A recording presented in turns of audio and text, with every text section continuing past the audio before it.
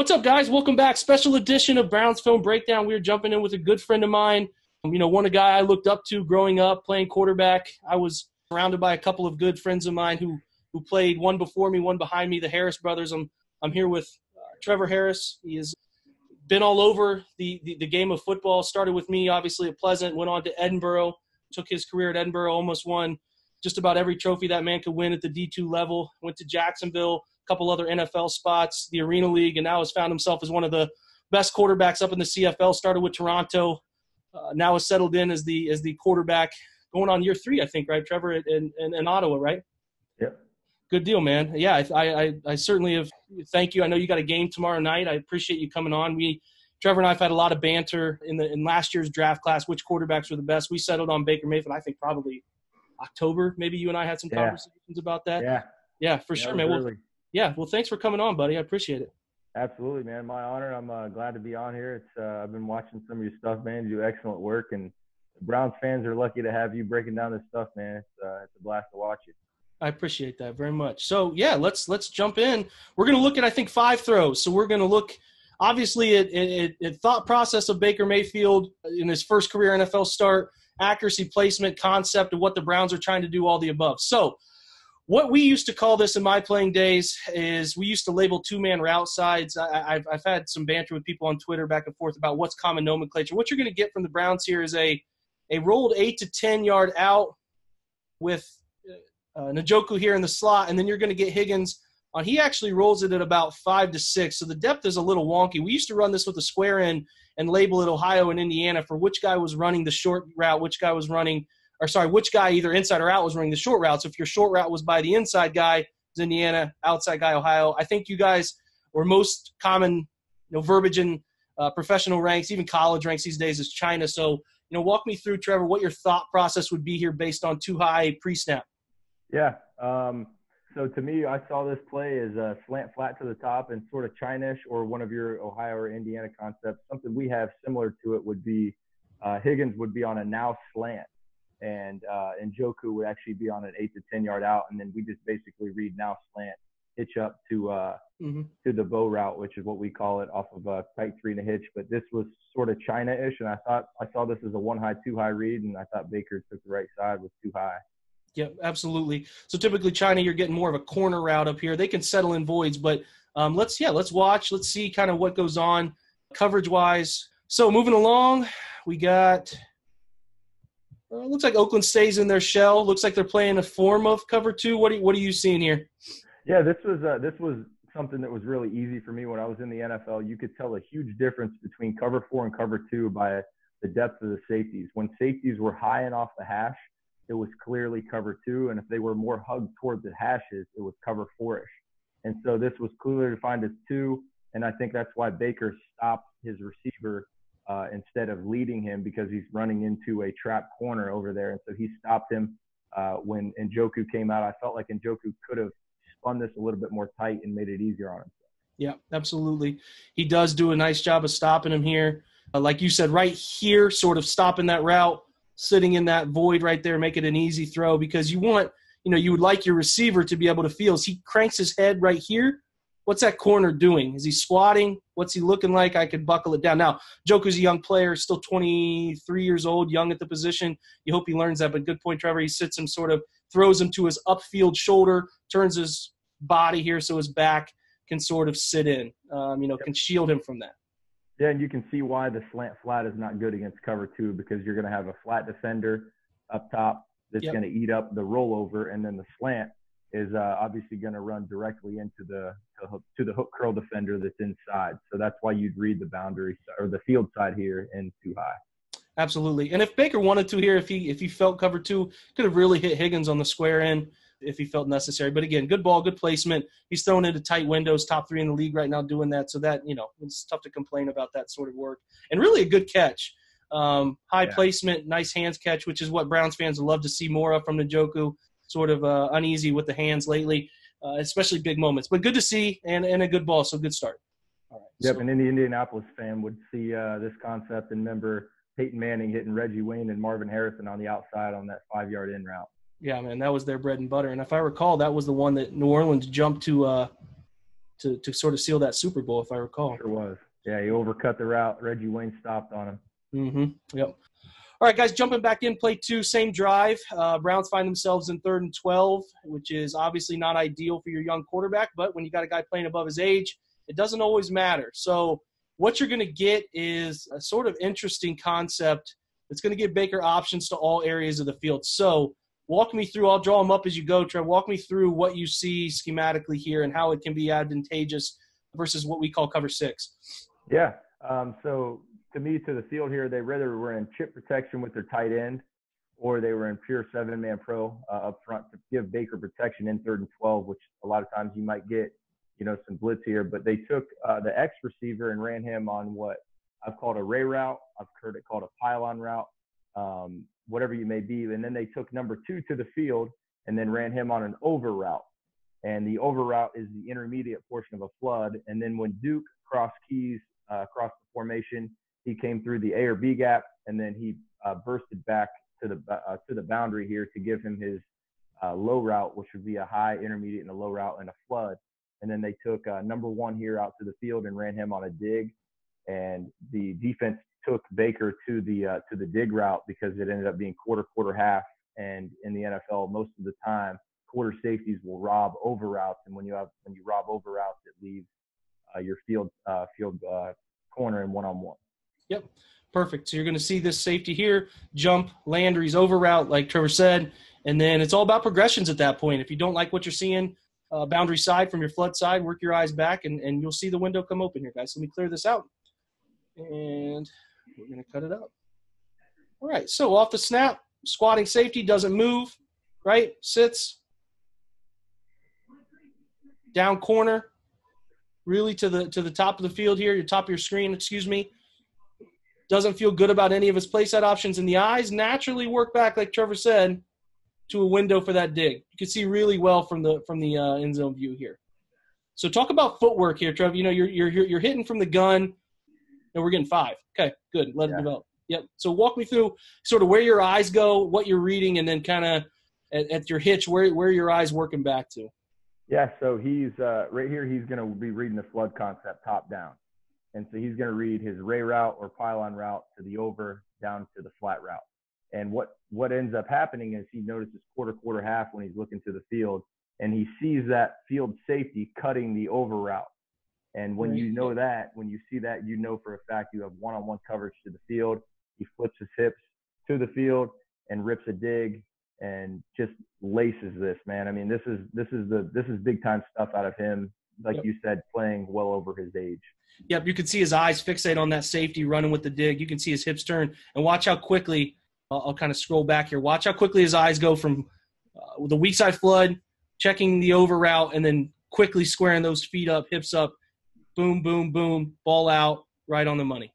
Amazing pocket, too. Mm-hmm. Awesome job up front. Yeah, Browns did a nice job, actually. They only had one misstep, I thought, that caused them a turnover, but really nice job up front, giving him some pockets to step up into. Okay, throw 3. We are jumping back in the second quarter. This ends up being a touchdown ball. It'll look familiar when you see it. Browns out in 22 personnel. So what I see from a layman's perspective is just this sort of flash pseudo run fake here to hold down linebackers for a split second. Sort of looks like ISO, but Trevor's talking to me before we started here about what this protection is actually called. So share with everyone, if you will, Trevor, what they call this at the NFL level. Yeah, so the running back in the NFL is called the H-back, and the slot or fullback in this case is called the F.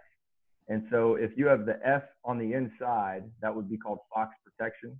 And so then if the H would go on the inside, the F would go on the outside, that would be called hound protection. And so this one right here, I believe F goes on the inside. So this would be called fox 2.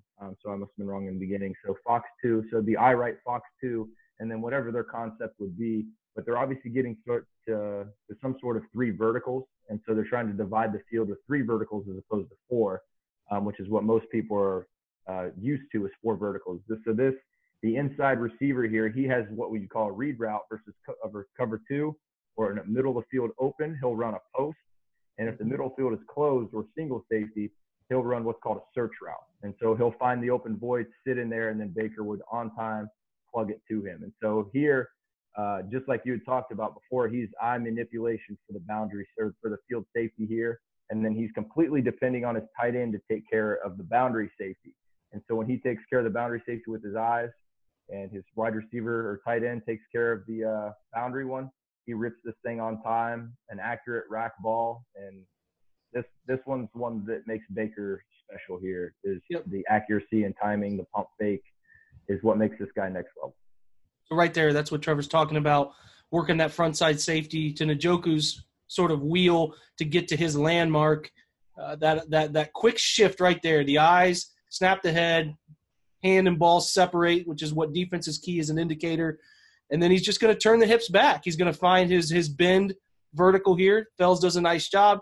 Flip the hips, boom, drive the ball. Now this is something, a lot of people talked about with Baker in pre-draft comparisons is how quickly he's able to base one way, rebase, set the feet, drive the field another way. So that's an important part of his game. Really Jeff Garcia-like. A lot of people use Jeff Garcia in pre-draft comparisons. It's really Drew Brees in a way too, wide base, keep the feet wide, sort of so you can flip and get it. Because there's a short quarterback in a league full of tall people, especially up front. It's paramount that as windows come open for you to throw, you obviously have to be able to get your feet set and rip it quickly. And Trevor pointed out here, man, it is ripped right in front of where it needs to be, doesn't break stride. And at that point, it's just breaking a tackle and you get a slip and you're into the end zone. And if you can get Darren Fells into the end zone, you're probably doing something right in the NFL. So let's make no mistake about this. Darren Fells looks like a dude there. And when we say dude, that means he's a stud. He made a play right here.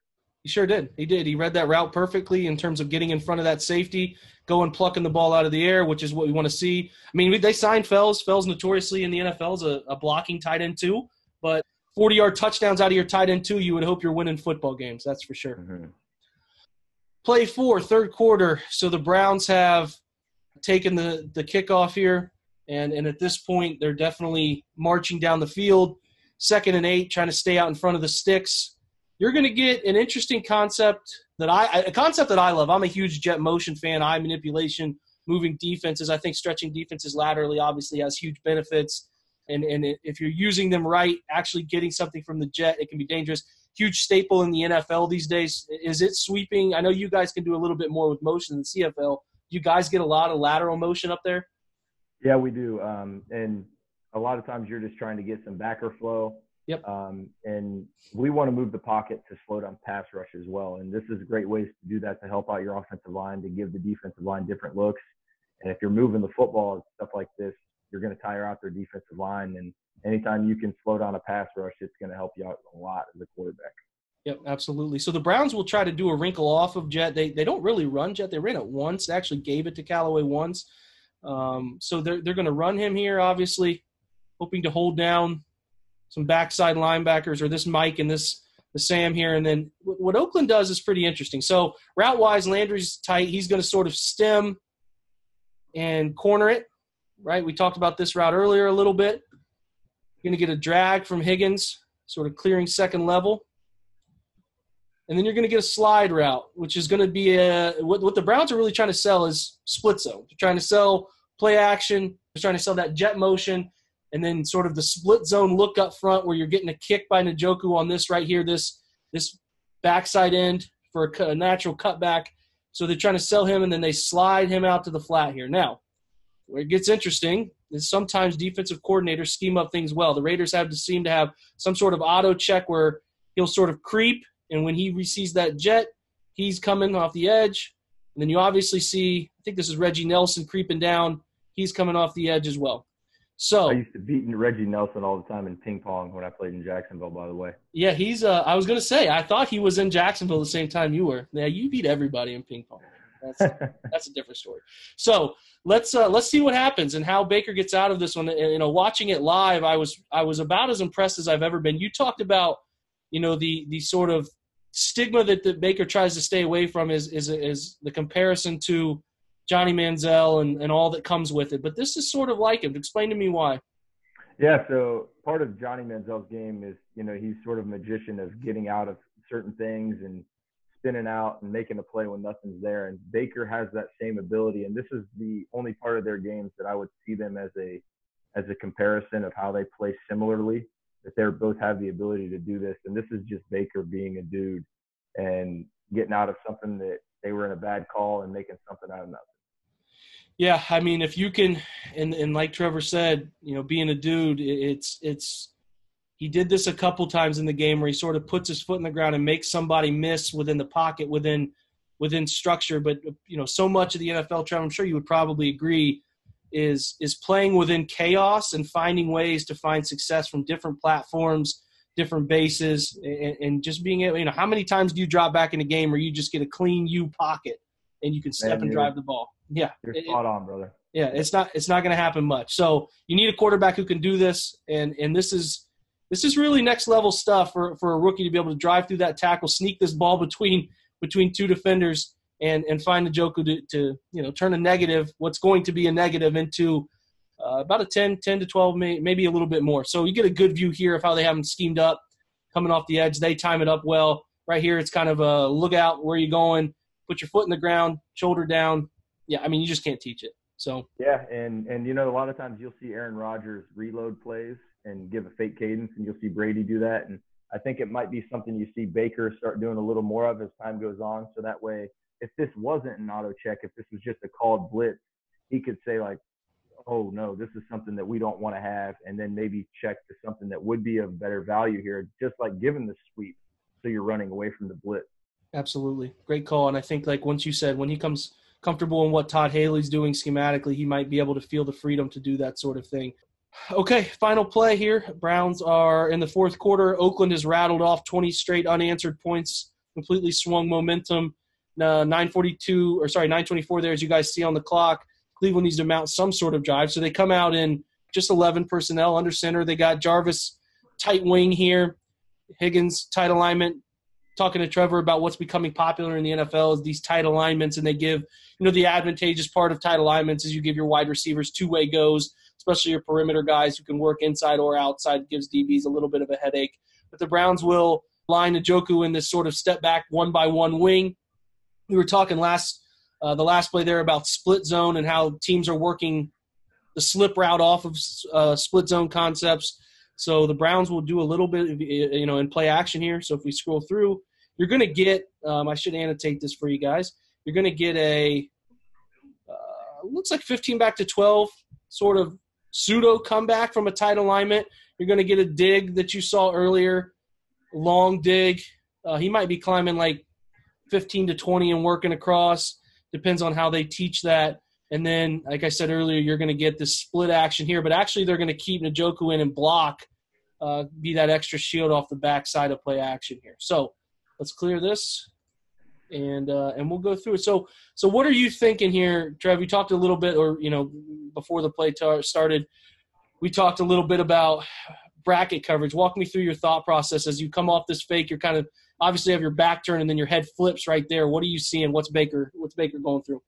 Yeah, so cool thing before the snap, it's 2nd and 9, so it's a run down. So very high probability of run for the Browns here. And so when they bring this play action, it's going to freeze linebackers. So under coverage becomes a little bit tighter. And so you know that your big dig lanes are going to be a little bit more open down the field. And so they push this field dig to 20. And like you said, this pseudo dig here tells here to the boundary that they have. It looks like Baker's just going to read this. You know, he's going to read this comeback here, and then he's going to flip his hips, try and throw the dig. And then the guy that we said that was going to stay in and help out in protection, we have a flat route there to the field as well. That's going to help pull just the safety a little bit. And so when you got that, he sees that that flat defender was pulled out just a little bit, just enough to throw this dig route. And the accuracy of this dig route is the difference between catching a 20-yard route and 59, unfortunately not 60. That's right. For you Callaway fantasy owners. That's the truth, man. So, yeah, he's coming off, like you said, reading this comeback. Doesn't love the bracket. Feels that bracket. Flip the hips. Climb the pocket. You know, you can feel quarterbacks are taught. You do these drills all the time where you'll have two edge rushers. One will dip inside. One will stay high. You're shuffling your feet. You're either kick stepping or you're climbing the pocket. Both climb high on his high shoulder, or sorry, on his high hip. So you feel that as a quarterback, you're going to step up into it. And this is as clean a pocket as you could want as a quarterback at that point. And yeah, like Trevor said, it's about driving this ball with accuracy. Yeah, I mean, it doesn't get much better than that. You're not breaking stride whatsoever. You'd hope that Callaway could find a way to get in the end zone for you, but nonetheless, big play down to the 1 yard line. Brown scored a couple plays later. So, kind of to close, Trevor, what do you think? He's 6 quarters in. I'm not sure if you've seen the whole thing. I at least know that you and I had some conversation Sunday during the game. You called him a needle mover, which I really loved. Which is it's just a great term because that it carries a lot of weight for a franchise who needs something like that. So 6 quarters in, I'm not sure if you caught the Jets game when he debuted, but what do you think, man? Baker just seems like no situation's too big for him. And I think with young quarterbacks, I think the most important thing is the game too big or is it too fast for him? And if you just watch his feet, you watch his eyes aren't really jerking around, like they aren't going choo-choo. It's just more steady.